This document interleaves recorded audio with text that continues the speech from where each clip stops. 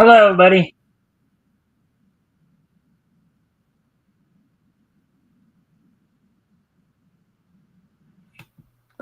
All right, welcome to the Mikestand. Today is Tuesday, August the 19th, 2025.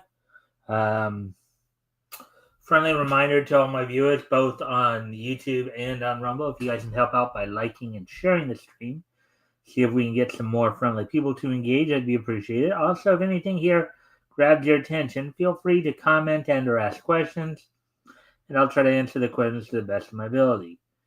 That being said, gonna of course give it a few minutes to give people a chance to come in and join us. So, anyways, yeah. So had a chance to watch some cartoons from March of 1940. Couple of the Stone Age cartoons that Dave Fleischer came out with. Those are pretty interesting. Um, Kind of a precursor to, of course, the Flintstones that should come about 20 years later.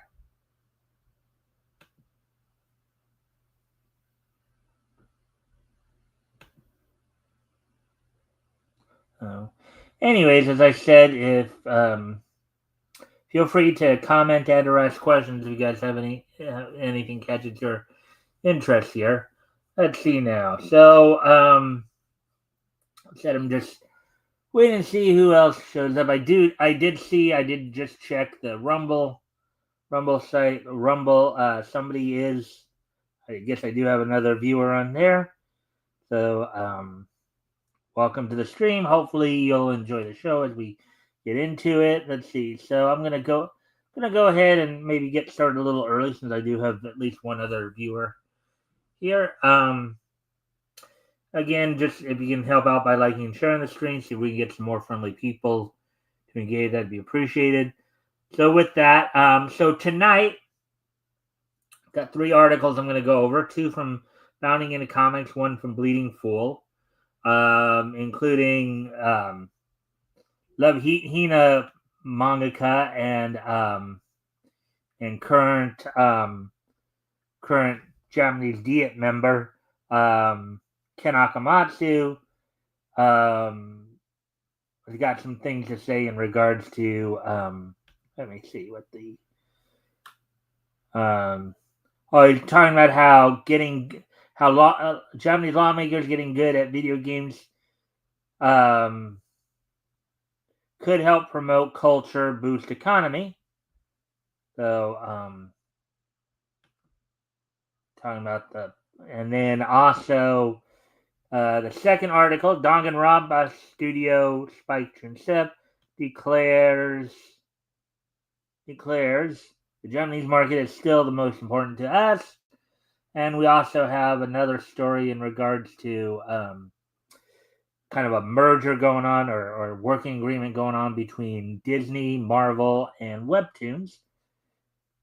Then, with all that being said, we'll also be looking back on last night's Raw as some big things happened there. Major announcements happened there. Looking ahead to tonight's NXT, got some other AEW and probably some crossover TNA stuff as well as TNA. Obviously, WWE's had TNA and NXT working together. So when we look at what's going down on the night's NXT, we'll probably inevitably get some TNA news in there as well, especially with Trick Williams coming off of his successful title defense of the TNA World Title against Moose. Then we'll wrap things up by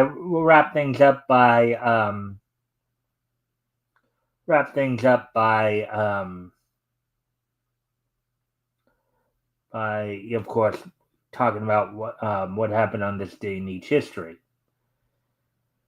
Let me just do one more thing here, and then we will get started.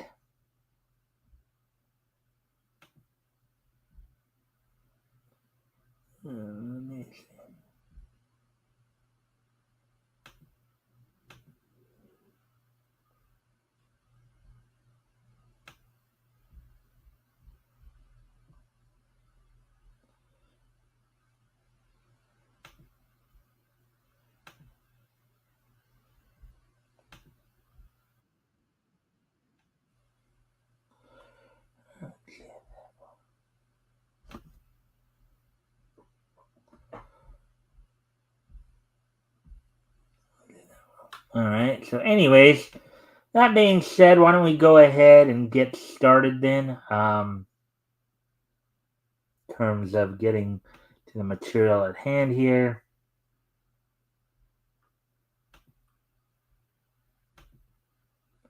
Get into our first article here. Let me just check a few more things real quick here.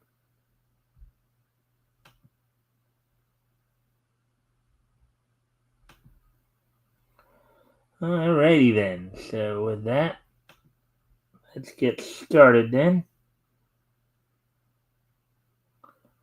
Alrighty then. So the first article we're going to look at, this one right here. Let me pull it up. Love Hina mangaka says Japanese lawmakers getting good at video games could help promote culture boost economy. Quote, I'd like to see cabinet level officials mastering at least a Hadoken.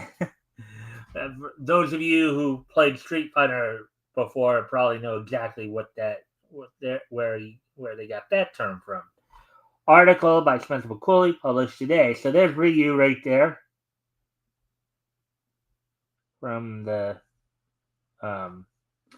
Ultimate Marvel vs. Capcom 3. And all right, so at a time of stark cultural and economic uncertainty, Love Hina mangaka turned elected Japanese lawmaker Ken Akamatsu says that one of the easiest and most basic steps that the government can take to help support the country through this current point in time is simply enough learning how to play video games. Now that's an interesting thing to say. Getting lawmakers to try to play more video games. That's quite an interesting take there. Hmm. Hmm.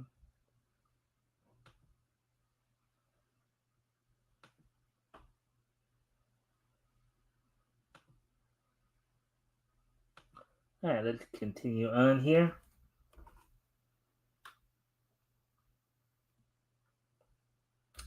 Akamatsu, who was elected to the country's House of Councilors in 2021, so 4 years ago, as a member of the country's Liberal Democratic Party, LDP, put forth his proposal, quote, unofficial initiative, unquote, during a recent interview given to Japanese video game news outlet Famitsu,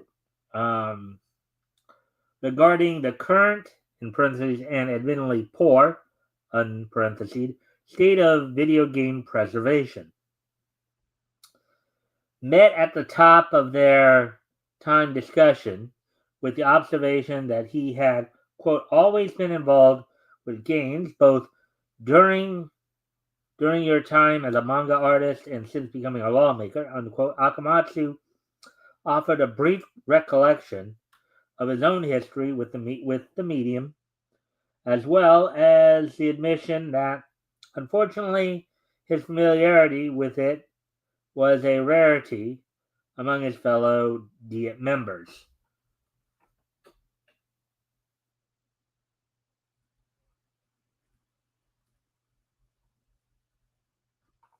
Quote, I especially love fighting games, and for example, in the Vampire series, in brackets here, better known in the West as Darkstalkers, in parentheses there, I can perform Dimitri's Dash Demon Cradle. I can also execute super moves from a dash, but even at this level, there are probably no other lawmakers who can do it. In fact, there may be surprisingly few lawmakers who can even perform a shuriken command, in brackets here, quarter circle and forward.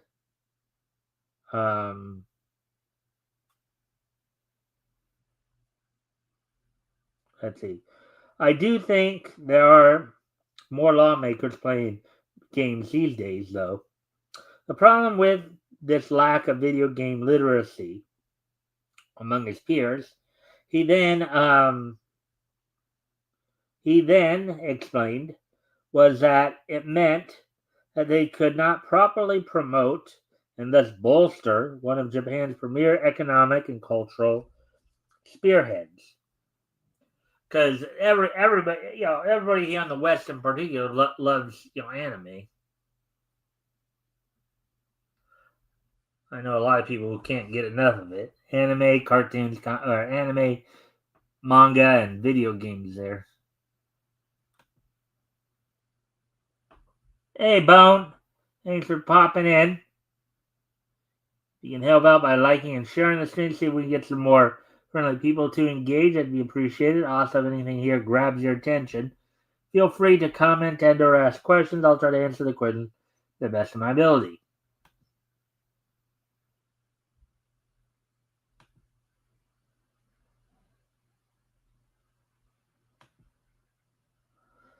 All right, so hopefully now with that.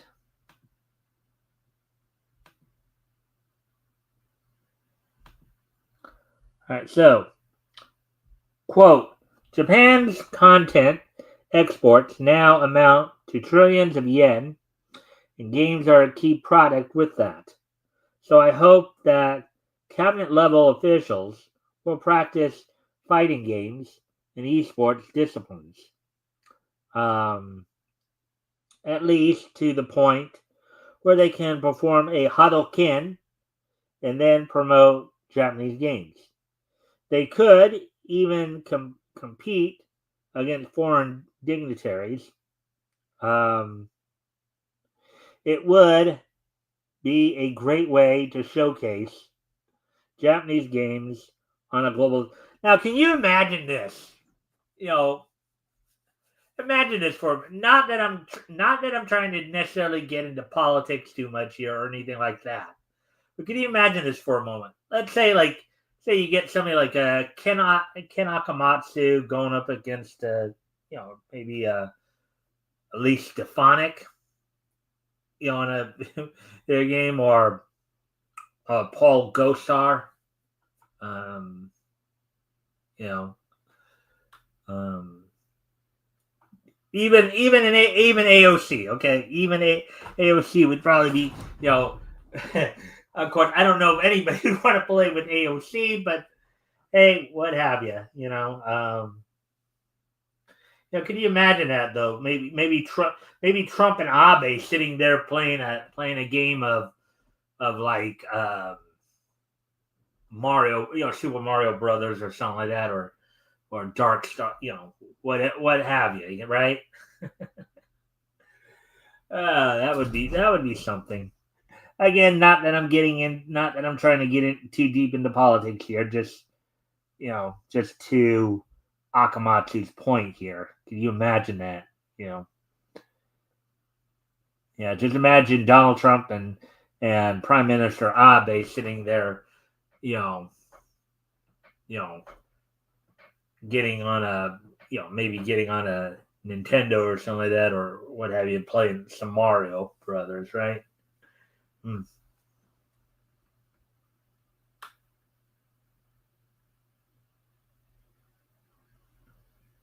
Okay, so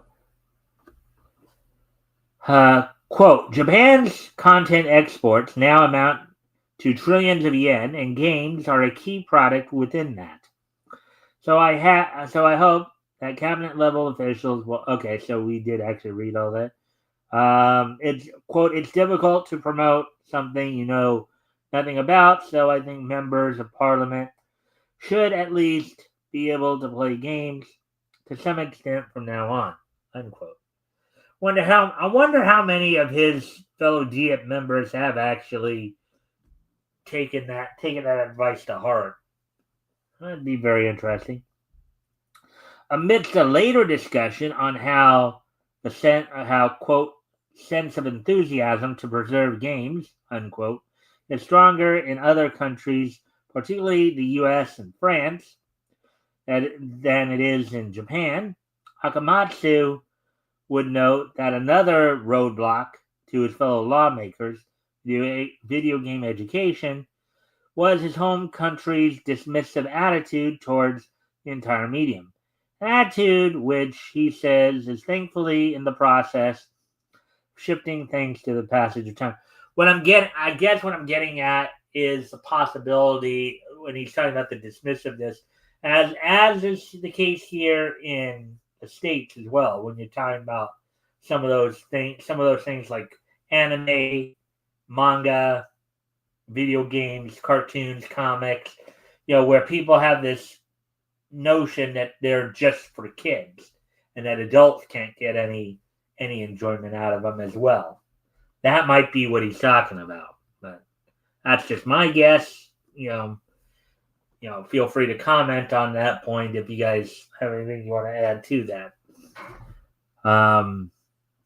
Quote, in that sense, games are still considered a form of entertainment in Japan, but now there are more and more members of the Diet who grew up playing games and reading weekly Shonen Jump as children.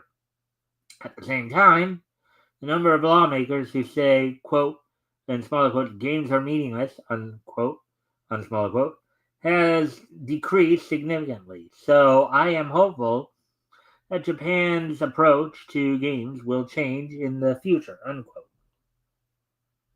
There's a scene from a video game from Spider-Man, who's voiced by Patrick Chilvers in this particular game from Capcom, takes on Juggernaut Rick Bennett in Marvel Superheroes 1995.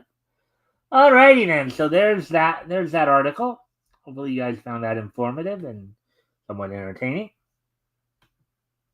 And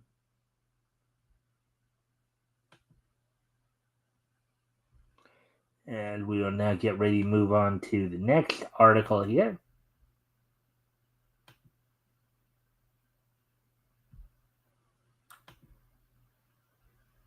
Mm-hmm.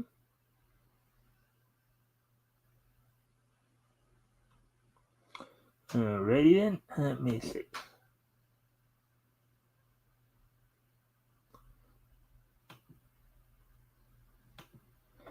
Alright, oh yeah, that's what I was looking for. Okay. Anyways, I do need to step away from the computer for a moment here, so I'll be right back. I'll put some music on for you guys though while I'm gone. Oh, yeah, I forgot to do that part. Oh, well, I can do that part right now. Crank up the volume there. Put music on. And I'll be right back.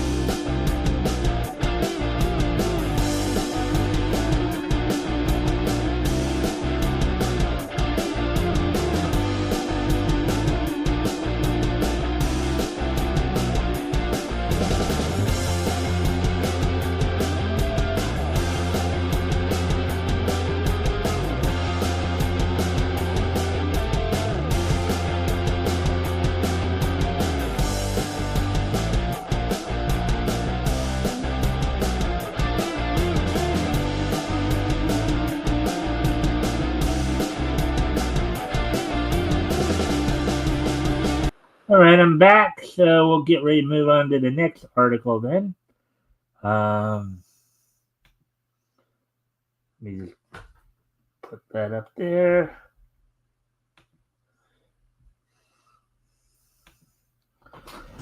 All right, and of course, another friendly reminder to you guys: if you guys can help out by liking and sharing the stream, see if we can get some more friendly people to engage, that'd be appreciated. Also, if anything here grabs your attention, feel free to comment and/or ask questions. I'll try to answer the questions to the best of my ability. So, with that being said, of course,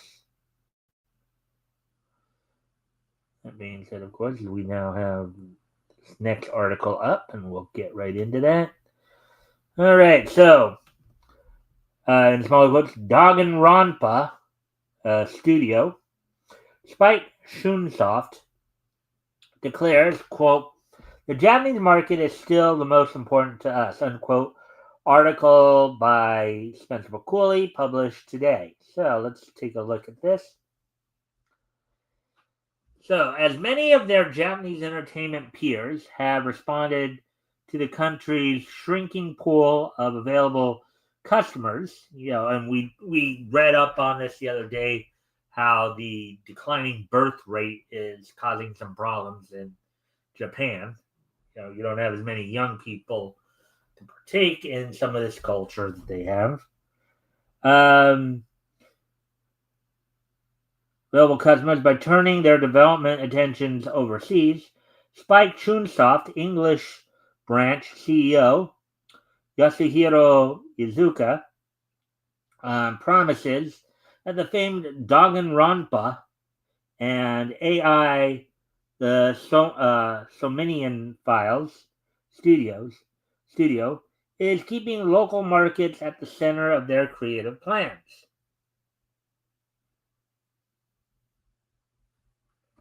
Izuka,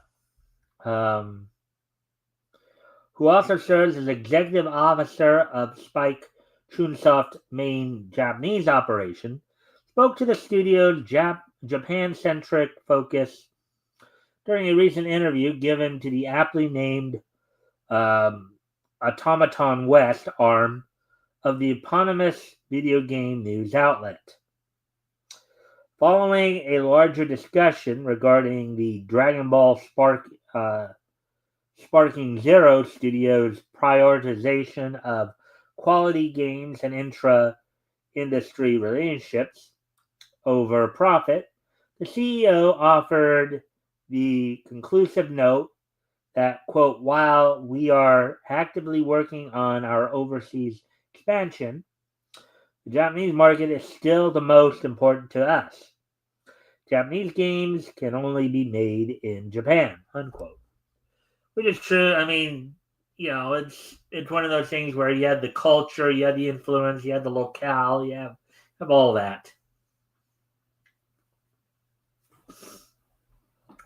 Quote, "Also, if the Japanese game industry wasn't this strong, we wouldn't have been able to enter the Steam market as steadily as we did. And our overseas businesses wouldn't be going so smoothly," he added, unquote, he added. Quote, "I believe the strength of the Japanese market will also be of benefit to Western games. The costs that go into developing those games are huge. So we want to maintain a strong market in Japan in which such titles will also be added to succeed," unquote. Now, just a reminder, everybody, of course, I don't normally cover video game stuff, but since, of course, we're talking about Japanese video games, Japanese culture, it does have somewhat of a connection to anime and mangas because they're all interconnected. It's like, franchises, you start out with the manga or the comic, and then you get the anime, and then oftentimes you also get the video game adaptations as well. So it's all interconnected. I didn't even realize that these two articles were more about video games than anything else. But then again, Ken Akamatsu is just somebody who's just big on, obviously trying to promote Japanese culture as a whole, and that's natural.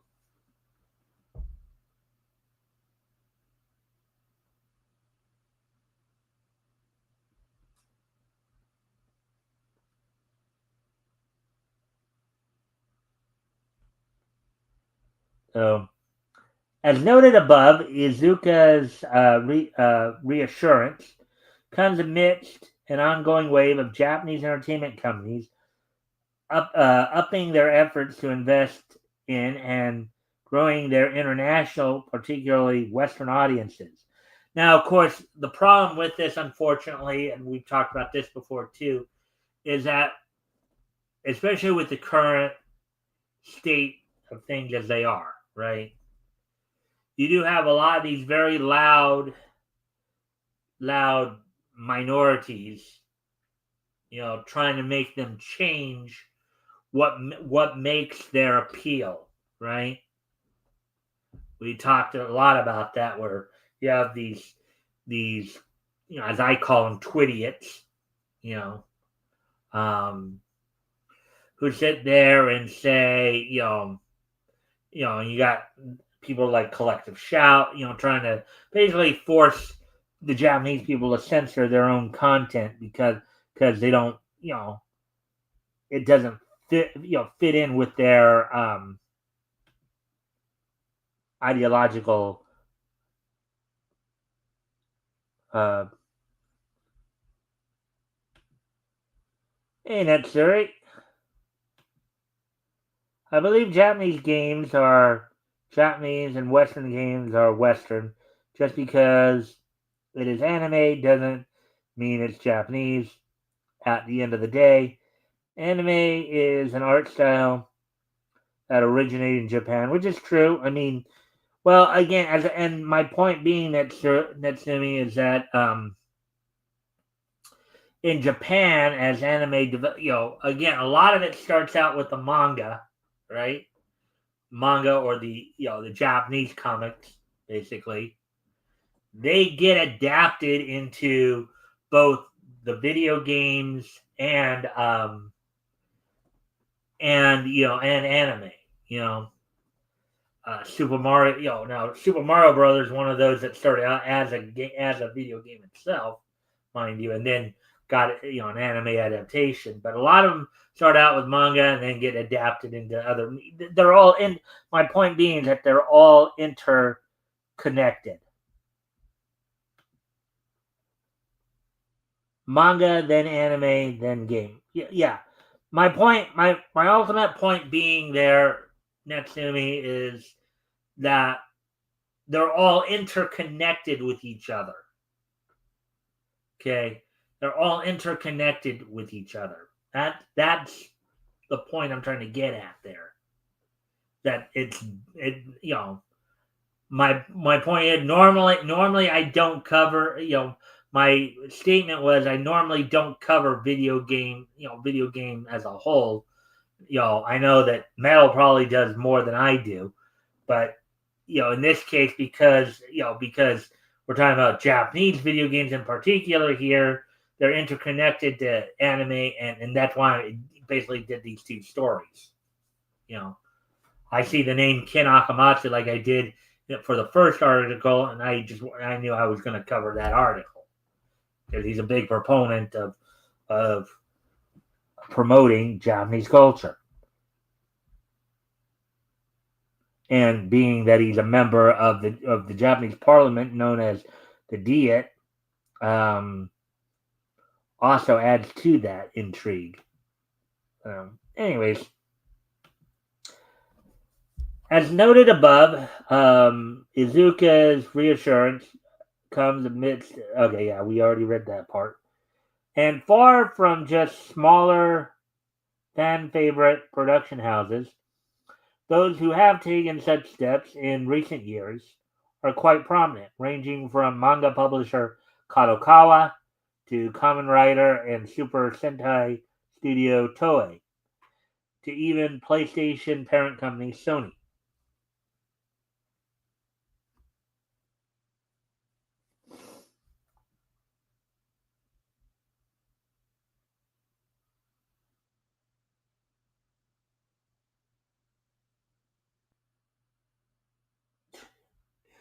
That's a very interesting statement there.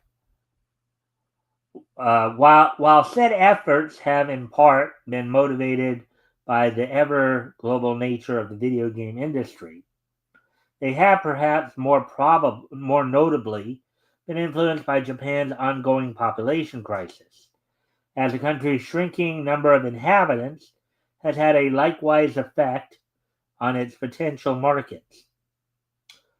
Per data collected by the United Nations, Japan's births per woman have fallen from roughly 3.43 in 1950, or just under 3.5, first year the organization began to record such data, to an abysmal 1.37, so not even a 1.5, in 2024, with major factors including poor job market prospects, the rising cost of living against stagnant wages based on declining currency, and a disconnect between Japan's highly rigid workplace culture and a rise in parents wanting to spend more time with their families.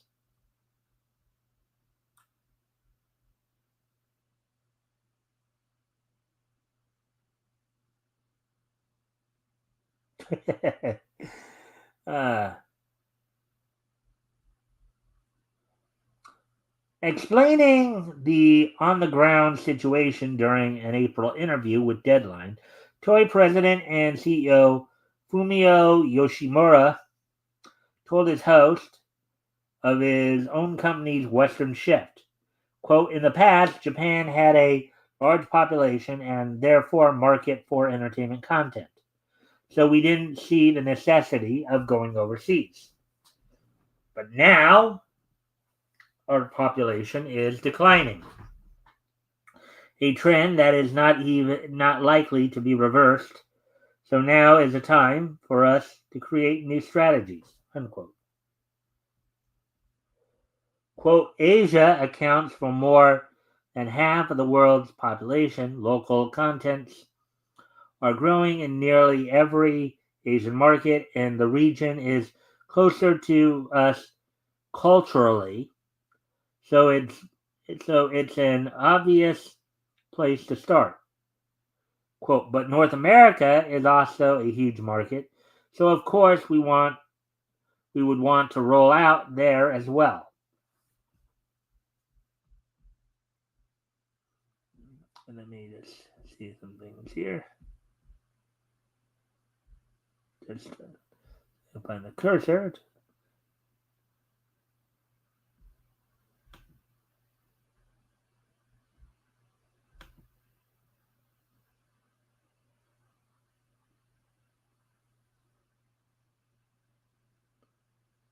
All right, so there we go with that.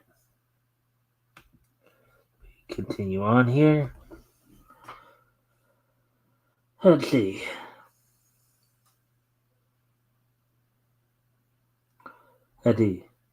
We'd like to work on partnerships and affiliations, trying to bridge the gap we have currently. We're starting with production, so we're looking for partners that we can co-produce and create with. The idea is to produce content that can work in the North American market.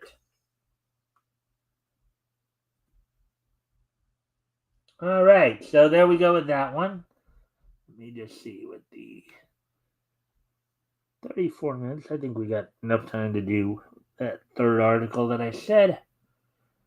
All right, because that one I know is going to be pretty short. So now we're going to go ahead and get ready to move on to the last article we're going to look over tonight. It's going to be more of a comics related article.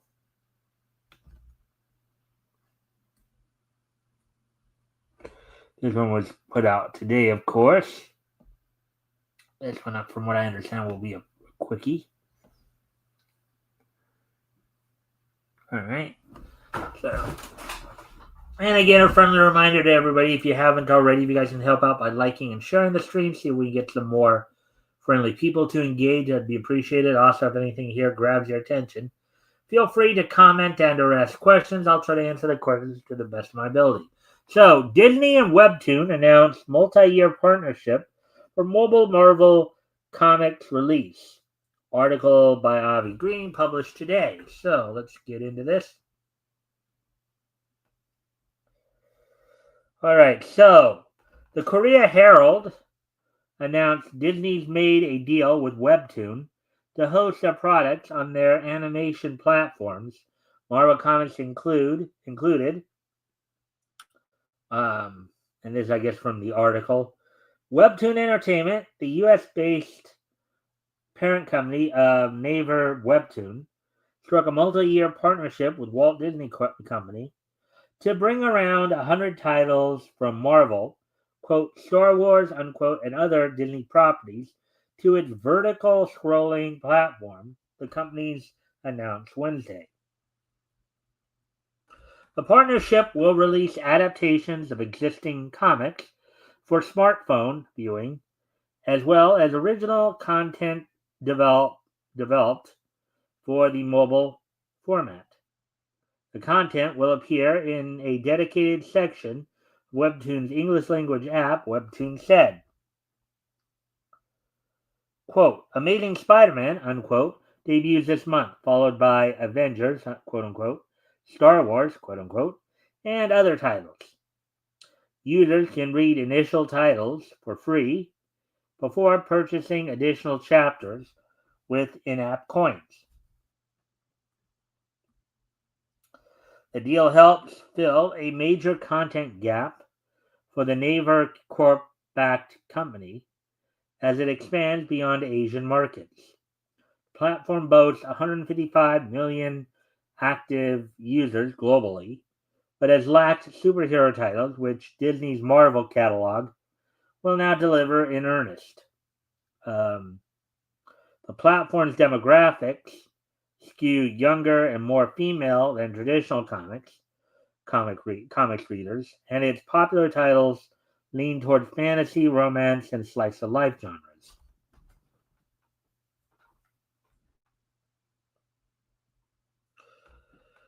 For Disney, the partnership makes a shift from Marvel Comics' traditional distribution through comic shops and download services that cater to older fans. The entertainment giant could tap into Webtoon's younger, mobile-first user base while opening new revenue streams for its extensive back catalog. And here's Avi's response to that, I guess.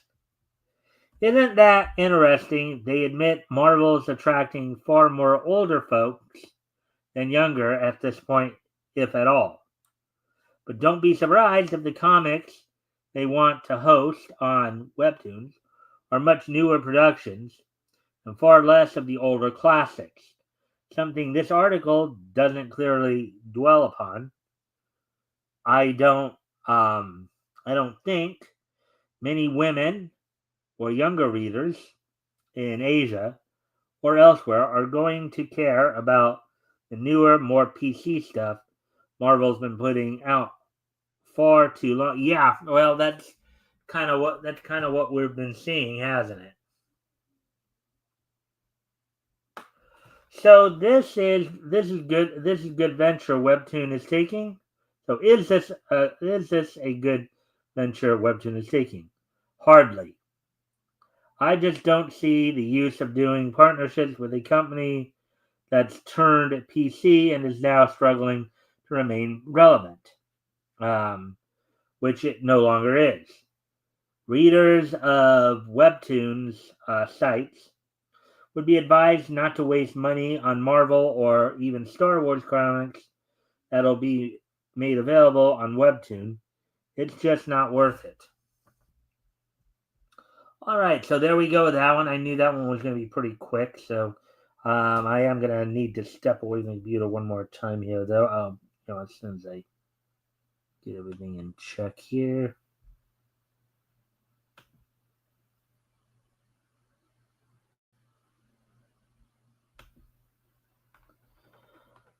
All right. And then we get George Lucas in here. Hello, George Lucas. Hail George Lucas. All right. Well, as I said, I do need to step away for a moment, so I'll put some music on to entertain you. And we'll get the rest of the wrap up here in a moment. I'll be right back.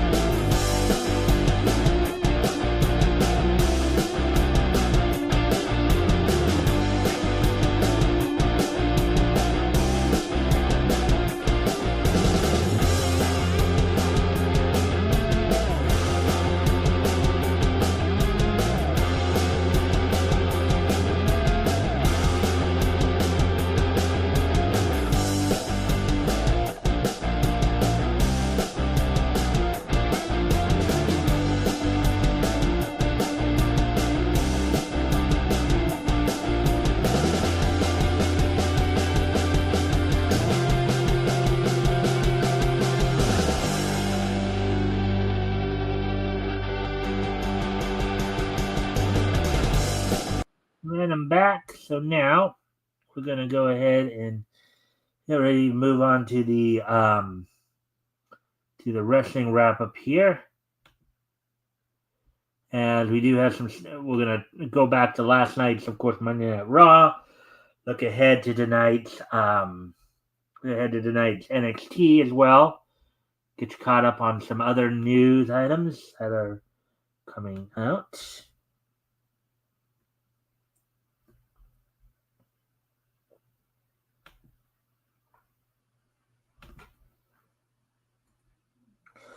All right, so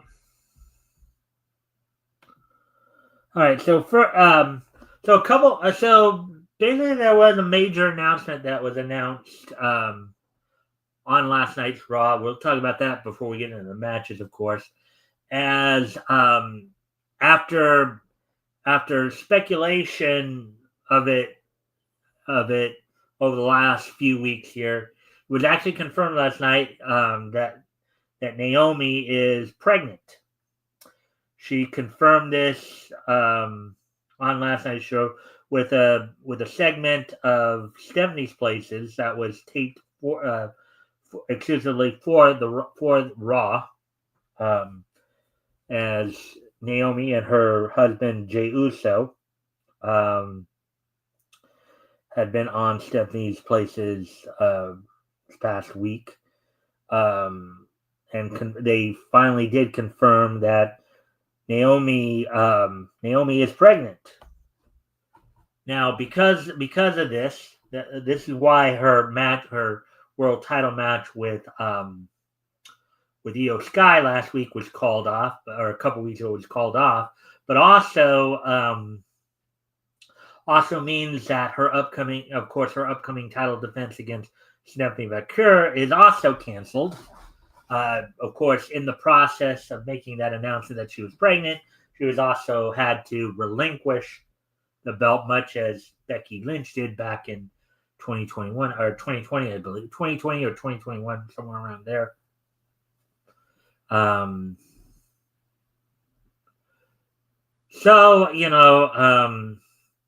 that was some big news. They also were stating that the card seems to be set for Clash in Paris a week from this Saturday as well, on the 31st, albeit only 3 matches are signed. We'll talk a little bit about that too in a moment here. But let's go back to last night and see what else did happen aside from that announcement from Naomi. As the opening match saw Io Sky defeat Raquel Rodriguez in a one-on-one match. After the match, of course, Raquel, who had Roxanne Perez in her corner, Roxanne and Raquel started to, after the match, started to beat down Io Sky, only for Rhea Ripley to come out and Rhea Ripley to come out and save Io from the beatdown. This would eventually lead to a confrontation between Rhea and Asuka, the Kabuki Warriors, as Rhea and Io were talking backstage. Kabuki Warriors came in to check in on Io, only for it to appear that Asuka was not too happy with the idea that Rhea went out to help, and Rhea kind of reminded her that the Kabuki Warriors were not there to help out, so she had to go do it herself. And they've been teasing the possibility of an Asuka heel turn over the last 2 or 3 weeks here, so I guess we'll see where that all goes. Then as we move on to the next match, Penta defeated Xavier Woods in a one-on-one with the front flip pile driver, also known as a destroyer. Apparently, Grayson, along with the New Day, tried to get some advice from Petey Williams on it, and that advice apparently didn't work on how to counter it or how to deal with it. In a non-title tag team match, the Judgment Day's Finn Balor and JD McDonough who are the current WWE World Tag Team Champions, defeated Dragon Lee and Mr. Iguana.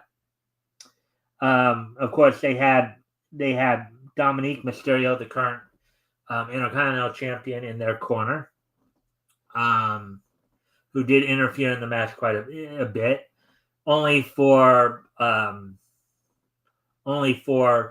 Triple A's Mega Champion El Hijo del Vikingo to come out when to stave off some of the interference from Dominique, and also as Judgment Day decided to try to beat down Dragon Lee and Mr. Iguana further, and and El Hijo del Vikingo, of course,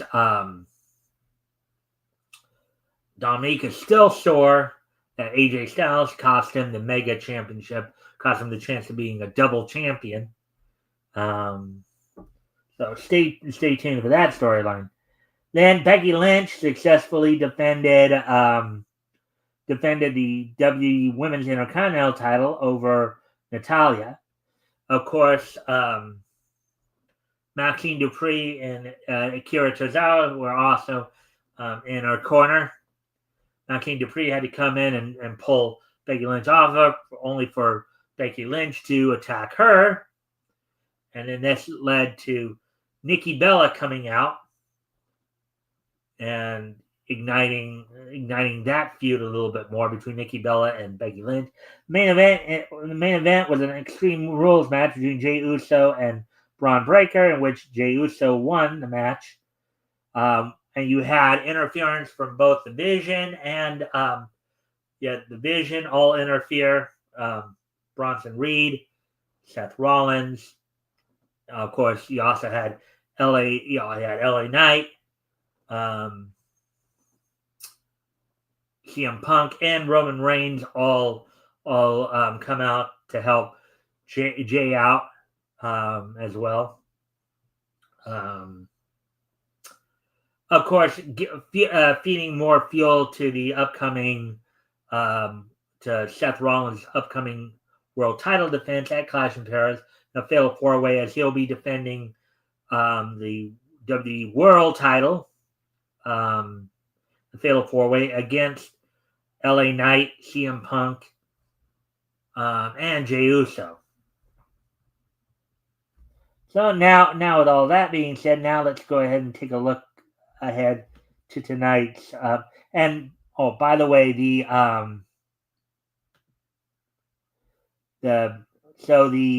Monday Night Raw took place at the Xfinity Mobile Arena in Philadelphia, Pennsylvania. Michael Cole and Corey Graves on commentary.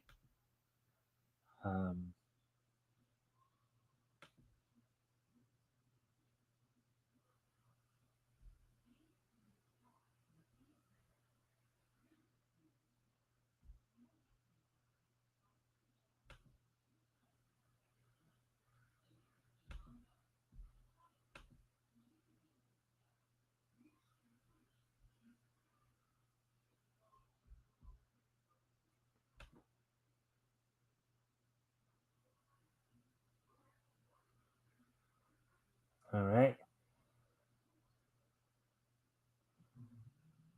So anyways, let's go ahead and take a look at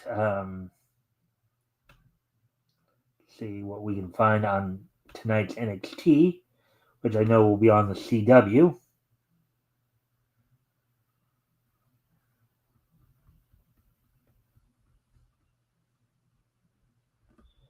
Tonight's NXT event will also be coming from actually they'll be coming from the Met Philadelphia in Philadelphia, Pennsylvania on the CW. Match is already signed for the show. Include a NXT number one contendership match pitting TNA World Champion Trick Williams and former NXT champion as well, going against Javon Evans in a six-woman tag team match with Masha Slamovich as the special guest referee. Fatal influence of NXT women's and TNA Knockouts champion J.C. Jane teaming with Fallon Henley and Jasmine Nix. Fatal influence. Take on the TNA World Knockouts tag team champions of the Elegance brand of Ash, Heather, and M by Elegance with the personal concierge in their corner. Ricky Saints will be taking on Jasper Troy, and then in a Philadelphia street fight, the Josh Briggs versus Yoshiki Inamura. And of course, I'm sure we'll have even more stuff coming from the NXT TNA merger working agreement as well. So with that now, and the last piece of wrestling news I should mention is that it's basically being teased of the possibility of Chris Jericho coming back to the WWE as early as 2026. So it's been talked about that Chris Jericho's contract with the AEW will be done at the end of this year in December. And at least thus far, it doesn't seem as if there seems to be any interest by AEW to re-sign him. He's been off television for quite some time. Now, part of that, too, was just the fact that I think he was doing some concerts with his band Fozzy.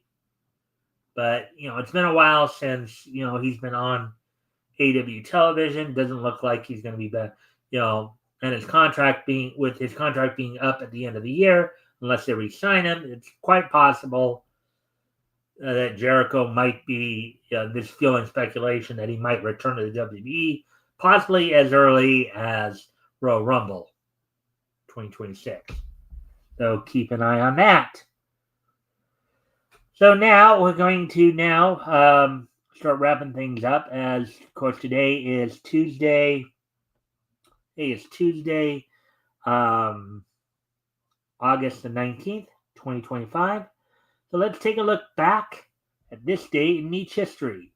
So let me just remind myself, 2015, 1975,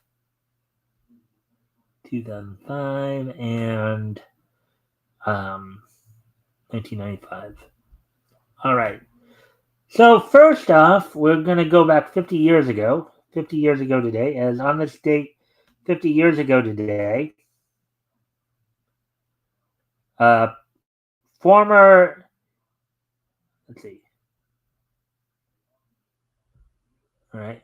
NWA World Champion. This is the National Wrestling Association version that we're talking about. Former NWA World Champion,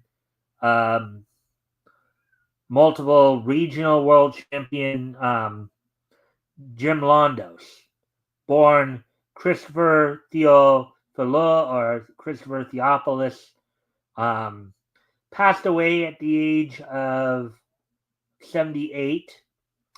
He was, he was one of the most popular stars in professional wrestling during the Great Depression.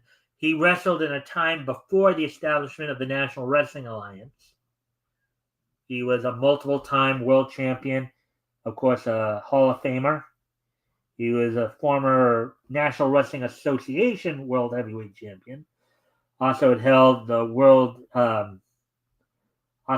multiple versions of the World Heavyweight Champion, including the original version, the Los Angeles version, the two-time Maryland World Heavyweight Champion, and a former Minneapolis World Heavyweight Champion. So on this date, back in 1975, Pro Wrestling Hall of Famer, the Golden Greek Jim Londos, passed away at the age of 78.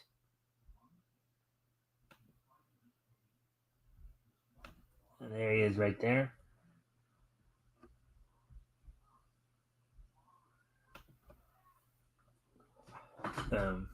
Anyways, I know he wrestled before most of our times, but he's still somewhat well known for most wrestling historians. All right, then. So now, as we get ready to move on to the next piece of Nietzsche history, moving ahead to the year 1995, So 30 years ago today, on this date in 1995, so that I find it.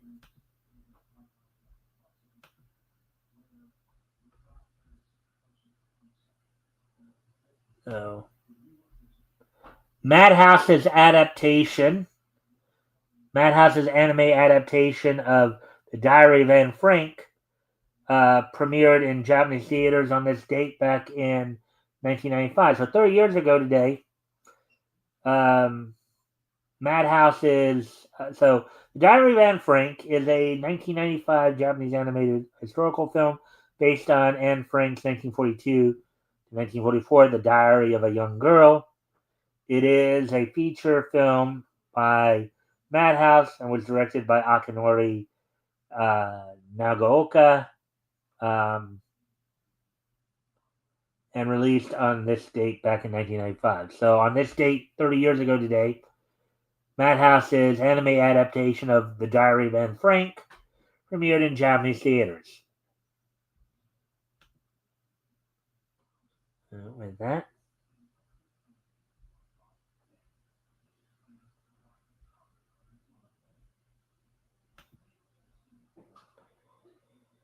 and apparently the signal is kind of being a little tricky right now. So, all right, there we go. All right, now, so getting ready to, let me just see some stuff here.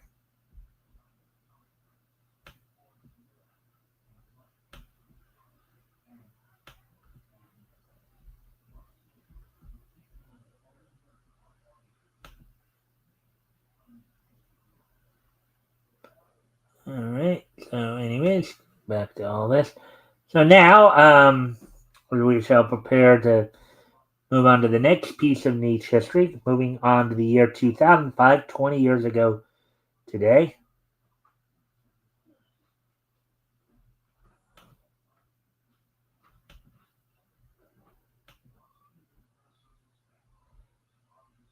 All right. On this date, 20 years ago today, the Proud Family movie premiered on this date back in 2005 from Walt Disney Animation Animated Television. So, the Proud Family movie is a 2005 American animated comedy television film based on the Disney Channel animated series The Proud Family. Premiered on August 19th, 2005, and serves as the finale to the show's original run. The 2022 Proud Family revival series, Louder and Prouder, retcons the events of the Proud Family movie to have been a dream. All right, so I guess something, maybe whatever they had for the finale, I guess. I guess. So on this date, 20 years ago today, Proud Family movie premiered on Disney Channel on this date back in 2005.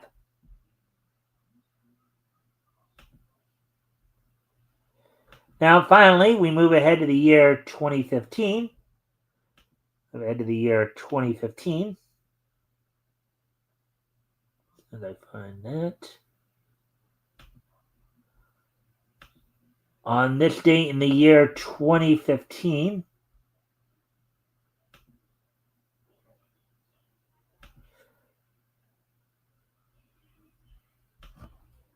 the 10th issue of Birthright from Image went on sale on its date back in 2015. It sold for $2.99, was 28 pages. Story, no title of the story, but it was written by Joshua Williamson with art by Andre Bresson. Patrick Roselot did the lettering, and Adriano Lucas did the coloring. So the 10th issue of Birthright from Image Comics went on sale on its date back in 2015, 10 years ago today. So with that, I thank everybody for being here. I hope everybody enjoyed the show. And I hope to see and back here with more Niche News tomorrow. Of course, Sunday we'll have the historical comics retrospect with Rick Piper as my co-host. And I'll try to figure out what we're gonna read, hopefully by tomorrow. But with that, I thank everybody for being here, and I hope to see everybody back here tomorrow.